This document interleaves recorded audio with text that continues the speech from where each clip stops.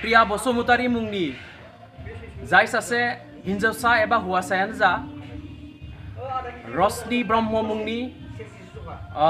चिरां जिल्लानि सासे सिख्लानि पिक्चारखौ लानानै मोनसे फेक एकाउन्ट खुलिनानै गोबां मानसिखौ बायदिसिना रोखोमनि रावजों रायगासिनो दङ नाथाय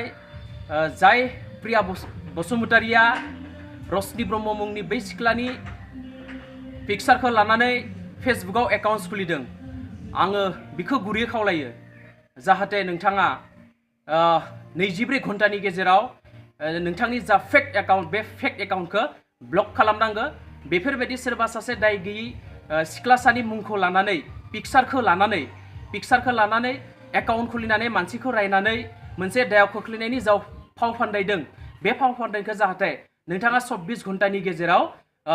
नोंथांनि बे एकाउन्टखौ डिलीट खालामो एबा ब्लक खालामो नङाब्ला 24 घन्टानि उनाव नोंथांनि सायाव एफआइआर होनाय जागोन बेनिखायनो आं नोंथांखौ गुरै खावलायो नोंथाङा जाहाथे सासे दाय गैयै हिन्जावसानि